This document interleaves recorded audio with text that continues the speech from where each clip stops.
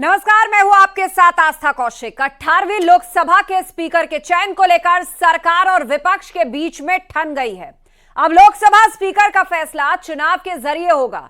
लोकसभा अध्यक्ष पद के लिए एनडीए की तरफ से बीजेपी के सांसद ओम बिरला उम्मीदवार है, तो वहीं आईएनडीआईए गठबंधन की तरफ से कांग्रेस के वरिष्ठ सांसद के सुरेश उम्मीदवार हैं।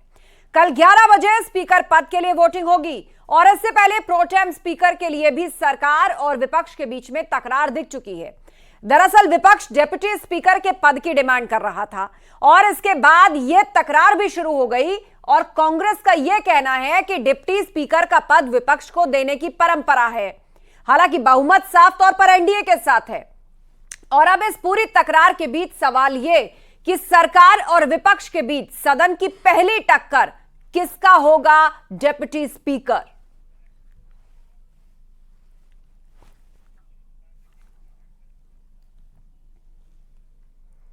और आगे बढ़े उससे पहले आपको बताते हैं कि दोनों ही पक्षों के उम्मीदवार आखिर क्यों खास हैं, आखिर क्या है इनका प्रोफाइल, यह भी आपको बता देते हैं। ओम बिरला की सबसे पहले बात करें जो कि एनडीए के उम्मीदवार है, दूसरी तरफ आईएनडीआईए ब्लॉक के उम्मीदवार है के सुरेश। एनडीए उम्मीदवार, आईएनडीआईए के उम्मीदवार, ये दोनों आपके स्क्रीन पर इनके चेहरे। ओम बिरला की बात करें तो राजस्थान कोटा से सांसद हैं, 8वीं बार लोकसभा सांसद हैं, 2024 से लगातार जीतते हुए आ रहे हैं, लोकसभा में सबसे अनुभवी सांसद हैं, 2019 में लोकसभा अध्यक्ष बने ओम बिरला, प्रोटेम स्पीकर के दावेदार थे के सुरेश, सेकंड टर्म वाले छठे स्पीकर हैं, केरल के मोवेलीकारा से सांसद है के सुरेश, कड़े प्रशासन की छवि है उनकी और कांग्रेस के वरिष्ठ नेता भी हैं। तो ये दोनों ही उम्मीदवार, एक तरफ एनडीए और एक तरफ आईएनडीआईए ब्लॉक। हमारे साथ इस वक्त गेस्ट पैनल भी जुड़ रहा है जिससे हम चर्चा को आगे बढ़ाएंगे। हमारे साथ अशोक यादव जी हैं, समाजवादी पार्टी के प्रवक्ता, हमारे साथ प्रियंका गुप्ता जी हैं, कांग्रेस की प्रवक्ता, और प्रभात त्रिपाठी वरिष्ठ पत्रकार हमारे बीच में है। आप सभी मेहमानों का स्वागत है और अब से थोड़ी देर में बीजेपी प्रवक्ता भी हमारे साथ होंगे। तो चलिए चर्चा की शुरुआत करते हैं और सबसे पहले सवाल प्रियंका गुप्ता जी आपसे पूछते हैं।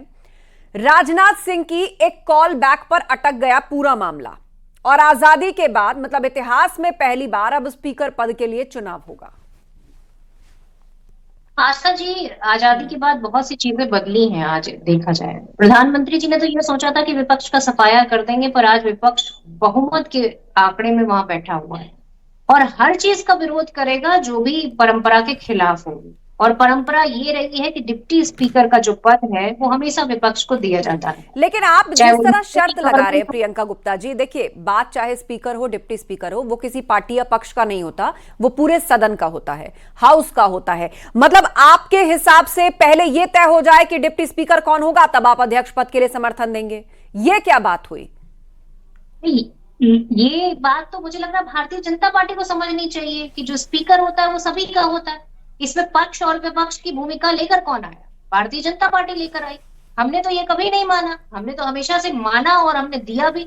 अगर हमने बड़ा दिल रखा और हमने डिप्टी स्पीकर का पद विपक्ष को दिया तो कहीं ना कहीं हमारी महानता तो दिखी। आज देश देख रहा है कि किस तरह से डिप्टी स्पीकर का पद ना देने के लिए भारतीय जनता पार्टी किस हद तक जा सकती है। और अगर चुनाव होगा तो चुनाव में ऐसा नहीं है कि भारतीय जनता पार्टी बहुत आश्वस्त रहेगी, रातों की नींद उड़ी हुई होगी भारतीय जनता पार्टी की। और हकीकत ये है कि इस बार विपक्ष बहुमत के आंकड़े में, मतलब आप ये कह रही हैं कि सरकार संसदीय परंपरा को निभाए, दूसरी तरफ सरकार कह रही है कि इस तरह शर्त थोड़ी लगाई जाती है। आपने भी सरकारें चलाई हैं, बताइए इससे पहले क्या कोई ऐसी परंपरा रही या कभी ऐसा हुआ कि सशर्त आपने अपने समय के विपक्ष को इस तरह का मौका दिया हो? स्पीकर कौन होगा इस पर बाद में बात होगी, पहले डिप्टी स्पीकर या फिर प्रोटेम स्पीकर तय हो जाए। उधर भी हमने देखा किस तरह खींचतान रही। अशोक यादव जी हमारे बीच में, एसपी प्रवक्ता। अशोक यादव जी बताइए, आप लोगों का भी यही स्टैंड है कि विपक्ष की राय है? अखिलेश यादव की बाइट अभी हम दिखा रहे थे, वो कह रहे विपक्ष की राय है कि पहले हमारे उपसभापति हमारा हो, लेकिन यहां तो पहले अध्यक्ष की बात है ना, पूरे सदन का अध्यक्ष होता है, पहले डिप्टी तय होगा और उसके बाद अध्यक्ष तय होगा। देखिए, ये चीजें अगर पहले से डिसाइड हो जाती हैं तो बाद में कोई टकराव नहीं होता है। विपक्ष अगर ये कह रहा है कि आप डिप्टी स्पीकर का पद हमें दे दो, हम स्पीकर के पद के लिए आपके साथ हैं, इसमें बुराई क्या है? क्योंकि मोदी जी की जो आइडियोलॉजी रही है वो ऑटोक्रेटिक है, वो स्वतः सब कुछ चाहते हैं कि हम जैसा चाहें वैसा हो, लेकिन देश में जो बहुमत मिला है आस्था जी, वो डेमोक्रेसी के लिए बहुमत मिला है। देश ने बहुमत नहीं दिया मोदी वो जी बात को। ठीक है, लेकिन फिर लौट फिर के दिया मोदी संसदीय जी को। परंपरा पर आ जाते हैं। क्या इस देश में ये संसदीय परंपरा रही है कि पहले ये डेप्यूटी की शर्तों का मान रखा जाए, फिर अध्यक्ष पद पर समर्थन की बात की जाए, और अध्यक्ष पद पर समर्थन की बात है तो फिर घूम फिर कर बात वहीं आती है कि स्पीकर तो पूरे हाउस का है, उसमें पक्ष और विपक्ष और राजनीति और शर्तें, इसका कहां स्कोप है? संसदीय परंपरा का निर्वहन मोदी सरकार कहां करती है? अभी प्रोटेम स्पीकर का चुनाव हुआ था, वो प्रोटेम स्पीकर जो कि 95 संविधान के अनुच्छेद 95(1) के तहत उसका चुनाव होता है, राष्ट्रपति जी कैबिनेट के फैसले पर अपना जो है स्पीकर नियुक्त करते हैं, प्रोटेम स्पीकर। उसमें भी के सुरेश सबसे सीनियर थे, लेकिन उसके बाद भी परंपरा का निर्वहन नहीं किया मोदी सरकार ने। आज जब बात चल रही है कि हम लोकसभा स्पीकर में आपके साथ हैं, लेकिन आप डिप्टी स्पीकर हमें दे दीजिए, जो कि कई बार ऐसा हुआ है जो सत्ता पक्ष ने विपक्ष को डिप्टी स्पीकर का पद दिया है, तो इसमें क्या बुराई? विपक्ष चलिए, ये जो बात आप कह रहे मांग रख हैं दी कि आप लोगों ने जिस वक्त आपके समर्थन की सरकारें थी, आपने डिप्टी स्पीकर का पद दिया है। प्रभात त्रिपाठी जी हमारे बीच में वरिष्ठ पत्रकार। प्रभात जी, आप बताइए कि जिस तरह आज परंपराओं की दुहाई दी जा रही है, वो रस्म क्या तब निभाई गई जब खुद की सरकार थी? कितनी निभाई गई? नहीं, देखिए जी, निश्चित तौर पे परंपरा और नियम, मैं कहूंगा कि ये अब जो है इस पे कोई अपनी ढपली ना बजाए कि भाई ऐसा होना चाहिए। लेकिन कांग्रेस और समाजवादी पार्टी एक बहुत बड़ा मजबूत विपक्ष के रूप में इस समय विपक्ष जो है बहुत मजबूत है, और राहुल गांधी का मुझे ऐसा लगता है कि एक ऐसा मनोवैज्ञानिक की एक वार चल रहा है 2024 के पहले दिन का लोकसभा का, कि कहीं ना कहीं वो पूरे देश को ये बताना चाहते हैं कि जिस तरीके से कल वो संविधान की प्रतियां लेके कल उन्होंने विरोध किया सांसदों का शपथ समारोह का, लेकिन कांग्रेस ये बताना चाहती है कि मैं मजबूत। अगर किसी गेस्ट को बात रखनी है तो वो हाथ उठाएं। ठीक है प्रभात जी। नहीं, एक मिनट, सत्ता पक्ष की भी ये जिम्मेदारी है कि अगर विपक्ष से टकराव नहीं, देखिए परंपरा रहे या नियम ना रहे, अगर आप ये राजनाथ सिंह की बैठक में तय हो जाता कि विपक्ष को हम अपना जो है वो देंगे डिप्टी स्पीकर, तो ये बवाल नहीं होता। आज ये इतिहास में पहली बार हो रहा है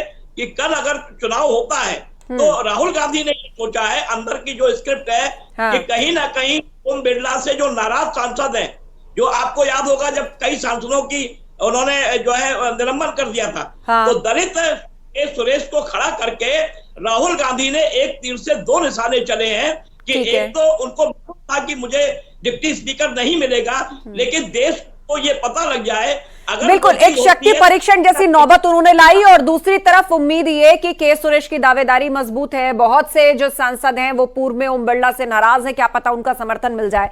कुल मिलाकर यहां पर एक स्थिति खड़ी कर दी गई। लेकिन प्रभात जी, यहां पर बड़ी बात यह है कि राजनाथ सिंह के कॉल बैक का इंतजार हो रहा है, कि बात हुई उनकी और मल्लिकार्जुन खड़गे की, उन्होंने कहा कि ठीक है हम आपको बताते हैं जब डिप्टी स्पीकर की बात रखी गई। अभी तक कोई कॉल बैक नहीं आया, तो अब ये स्थिति मतलब क्या यहां फुल स्टॉप लग गया, या अब जो स्पीकर पद के लिए चुनाव होने जा रहा है ये अपने आप में ऐतिहासिक है? इससे पूर्व में ऐसा नहीं हुआ। नहीं, देखिए आशा जी, निश्चित तौर पे राजनाथ सिंह एक एनडीए के लिए सर्वदलीय सहमति बनाने के लिए एक बड़े नेता हैं भारतीय जनता पार्टी में, उनकी लोग बात मानते भी हैं। लेकिन ये 3 कॉल जो नहीं गए वो कहीं ना कहीं ऊपर से कहता कि कॉल नहीं जाएगा।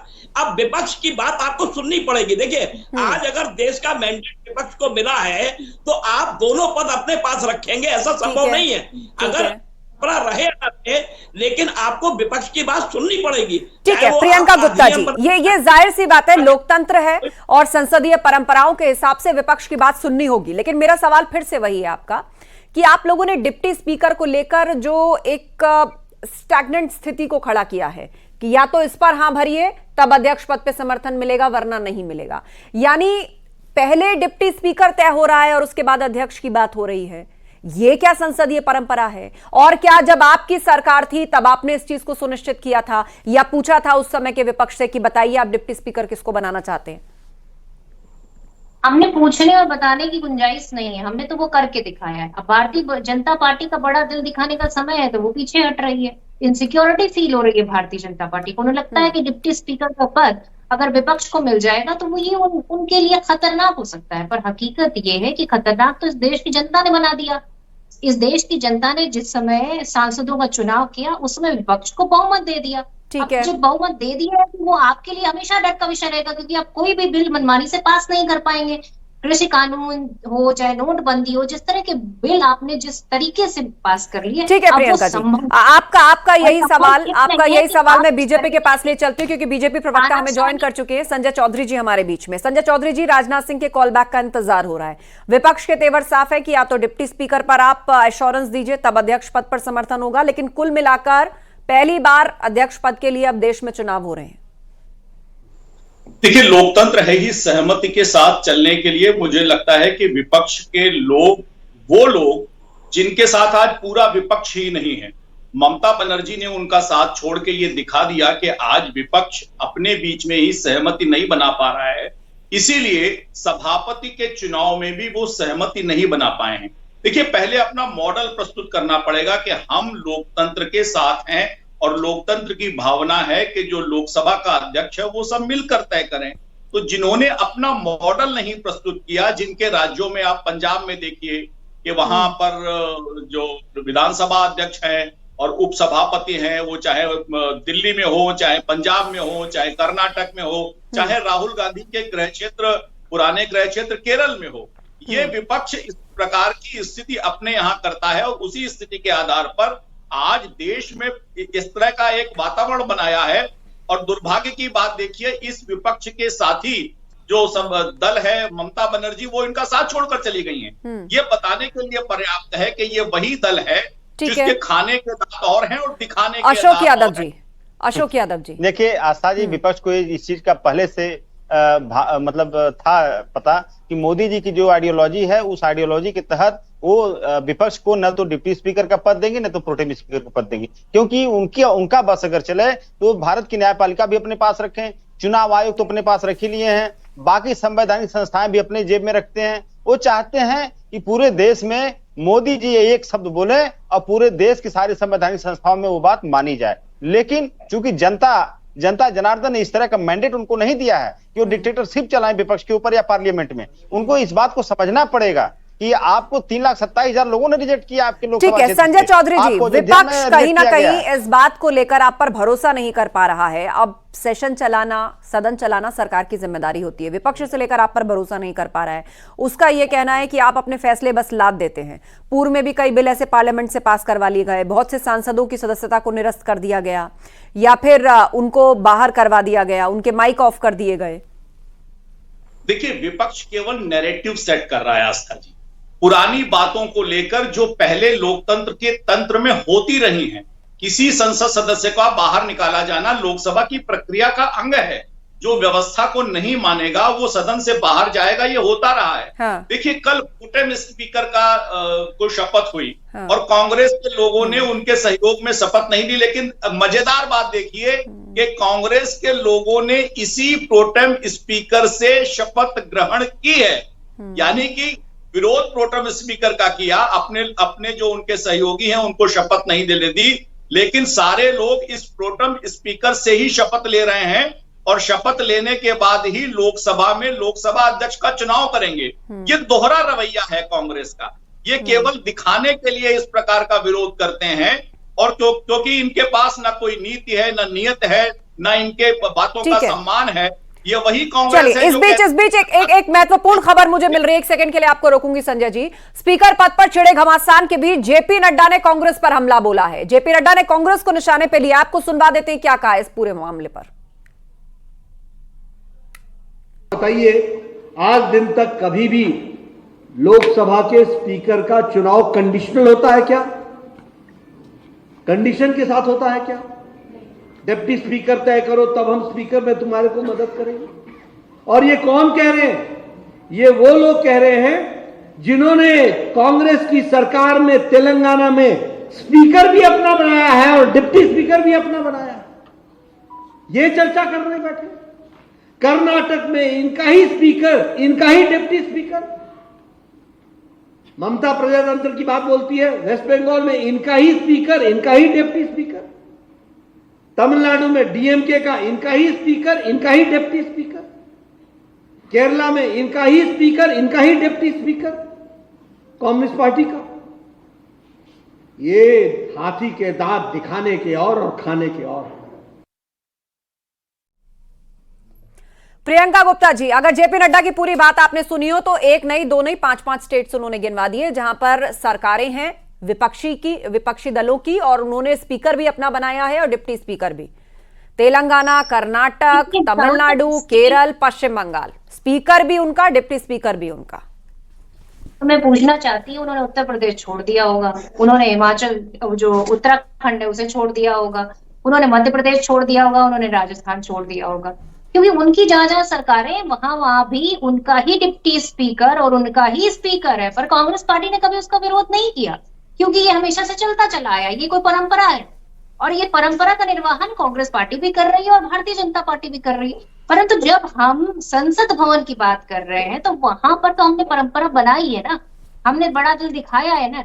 हमें तो याद है कि हमने जो पहली संसद सभा थी उसमें आपके ही नेता श्यामा प्रसाद मुखर्जी जी को मंत्री भी बनाया था, तो वो कोई परंपरा तो थी नहीं, पर हमने एक नया चलन चलाया था। हमने सोचा था कि हाँ, विपक्ष भी इस देश का हिस्सा है, इस देश के बराबर जो है उसका सम्मान होना चाहिए, उनके ज्ञान के आधार ठीक है। संजय चौधरी जी, आपका जवाब इस पर। अब ये सारे दलीलों का मतलब क्या है? भारतीय जनता पार्टी की जो दलीलें हैं उनकी नीति और ठीक है, संजय चौधरी जी आपका जवाब। सवालिया निशान उठाती है। नया सत्र आ रहा है, विपक्ष के चेहरे पर पड़ा हुआ नकाब लगातार हटता जा रहा है। जो संविधान को तोड़ेंगे, जो संविधान की मर्यादा का हनन करेंगे। आज आपातकाल की 50 वर्षगांठ है और देश में पहली बार नागरिकों के मौलिक अधिकारों का हनन करके बोलिए। दुर्भाग्य की बात है कि वो संविधान की प्रति लेकर जाती है। कांग्रेस कहती है हम आएंगे, महंगाई हटाएंगे, लेकिन कांग्रेस आई, महंगाई लाई। ठीक है, एक-एक करके बात रखिए अपनी। कर्नाटक से भी लोगों ने देखा है, ये इनके दोहरे चरित्र सामने आ रहे हैं और इसीलिए मैंने कहा कि जो महंगाई आने पर महंगाई थोपती है, कहते हैं हम आएंगे, महंगाई हटाएंगे, और हिमाचल में भी यही किया, कर्नाटक में भी यही किया। यही इनका दोहरा चरित्र है। ठीक है संजय चौधरी जी, मेरे पास एक और महत्वपूर्ण अपडेट आ रही है, एक और महत्वपूर्ण अपडेट। स्पीकर पद पर घमासान जो है वो लगातार जारी है, देखने को मिल रहा है। इस बीच संसदीय कार्य मंत्री किरेन रिजिजू ने विपक्ष पर हमला बोला। उन्होंने विपक्ष की शर्त लगाने की बात को गलत बताया। किरेन रिजिजू ने कहा कि स्पीकर का पद किसी पार्टी का नहीं होता है। अगर स्पीकर पद के लिए चुनाव हो रहे हैं तो ये अफसोस की बात है। अशोक यादव जी, इसी बात से मैंने अपनी डिबेट की शुरुआत की थी। देखिए, बड़ी हास्यास्पद बात वो कर रहे हैं रिजिजू साहब। आपको याद होगा जो विपक्ष के सांसद थे दानिश अली साहब, उनको जब भारतीय जनता पार्टी का सांसद रमेश बिधूड़ी जब गालियां देता है तब उसके ऊपर कोई कार्रवाई नहीं होती, न तो उसका निलंबन होता है। वहीं जो विपक्ष के सांसदों को 100 से ज्यादा सांसदों को निलंबन हो जाता है। तो ये कैसे आप कह सकते हैं कि लोकसभा स्पीकर किसी का नहीं होता? लोकसभा स्पीकर की जो एक्टिविटी रही है ओम बिरला जी की, उससे ये परिलक्षित होता आया समय समय पर कि इन्होंने भाजपा के स्पीकर की तरह काम किया लोकसभा में, जो कि लोकसभा के स्पीकर पद की गरिमा का एक बार एक सेकंड के लिए आपको रोक रही हूँ। किरेन रिजिजू की बात सुन लेते हैं, फिर आपकी बात पूरी करें। जी बोलिए। स्पीकर का पद को लेकर के आज तक चुनाव नहीं हुआ और स्पीकर किसी एक पार्टी का नहीं होता है। स्पीकर पूरा सदन का संचालन करने के लिए एक सर्वसम्मति से बनाया जाता है। कांग्रेस पार्टी ने अगर स्पीकर पद को चुनौती देने के लिए नामांकन पत्र बढ़ाया है तो ये अफसोस की बात है, क्योंकि आज तक स्पीकर पद को लेकर के चुनाव नहीं हुआ है। और जब बात किया, कांग्रेस के नेता आए थे और माननीय राजनाथ सिंह जी, माननीय गृह मंत्री अमित शाह जी और एनडीए के सारे लीडर्स, हम लोग सब थे वहाँ। कांग्रेस के नेता ने आकर के कंडीशन लगाया कि अब डिप्टी स्पीकर पोस्ट देने से तब हम स्पीकर को समर्थन करेंगे। प्रभात त्रिपाठी जी, जैसा किरेन रिजिजू कह रहे हैं कि अफसोस की बात है कि स्पीकर पद के लिए इस तरह चुनाव कराने पड़ रहे हैं, लेकिन मुझे बताइए कि ये जो डेडलॉक है ये कैसे टूटेगा? एक तरफ इंतजार हो रहा है कि राजनाथ सिंह ने कुछ बताया नहीं, दूसरी तरफ विपक्ष कह रहा है कि नहीं डिप्टी स्पीकर चाहिए, सत्ता पक्ष कह रही है कि ये इस तरह कंडीशन और शर्तें लगाने वाली परंपरा तो नहीं रही कभी देश में। आस्था जी, बड़े ताज्जुब की बात ये होती है कि जब आदमी कहता है सर्वसम्मति और ये कहता है कि पहले आपने ये किया था। मैं कहता हूं कि आप एक मिसाल पैदा कीजिए, पहले कांग्रेस ने क्या किया था उससे मतलब नहीं है। आज जो डिप्टी स्पीकर का जो ये लड़ाई एक घमासान हो रहा है वो 2 मिनट में सुलझ जाता है। अब वो कह रहा है, देखिए आभा मंडल बनाने में एनडीए बहुत आगे है। उसने ये साबित कर दिया कि पहले आपने शर्त लगाई थी और शर्त से हम नहीं मानेंगे। अरे भाई, डिप्टी स्पीकर जब बात होती है, सहमति बनती है, सर्वसम्मति होती है, तो विपक्ष को यह महसूस हो जाता है कि डिप्टी स्पीकर मुझे मिलेगा, वो अपना के सुरेश को नहीं खड़ा करते। अगर के सुरेश सबसे सीनियर थे, उन्होंने प्रोटेम स्पीकर के लिए कहा था, तो आप प्रोटेम स्पीकर बना देते, कौन सा पहाड़ टूट जाता। संजय चौधरी जी, इस तरह तो हर छोटी छोटी परंपराओं पर टकराव की स्थिति होगी और फिर चिंता भी जताई जाती है कि हाउस कैसे चलेगा। देखिए, गलत तथ्यों को जब सही तथ्यों के आधार पर रखा जाता है तभी वो फेल्योर होता है। भारतीय जनता पार्टी ने जिन्हें प्रोटेम स्पीकर बनाया वो थ्रू आउट जीत कर आने वाले थे, ये तो ऐसे ही हो गया। और जिसको प्रोटेम स्पीकर बनाना चाह रहे हैं वो 2 बार चुनाव हार चुका है। मेरे सम्मानित मित्र राजनीतिक विश्लेषक बताएंगे कि जो हाई स्कूल से लेकर और ग्रेजुएशन तक 2 बार फेल हो जाए, आप उसको कहेंगे या उसको अच्छा कहेंगे जो लगातार थ्रू आउट पास होता रहा हो? वो जनता के द्वारा हमेशा लगातार चुना जाने वाले। चलिए, कौन फेल होगा, कौन पास होगा, कुल मिलाकर स्थिति अब यह है कि कल सुबह 11 बजे चुनाव होगा और ऐसा पहली बार होगा देश में जब स्पीकर पद के लिए चुनाव कराने की यह नौबत आई हो। एनडीए ने अपना उम्मीदवार उतारा है, आईएनडीआईए ब्लॉक ने अपना उम्मीदवार उतारा है, दोनों ही आमने सामने हैं और आर पार की स्थिति में है। आप सभी मेहमानों का शुक्रिया इस चर्चा में शामिल होने के लिए। तो कुल मिलाकर 18वीं लोकसभा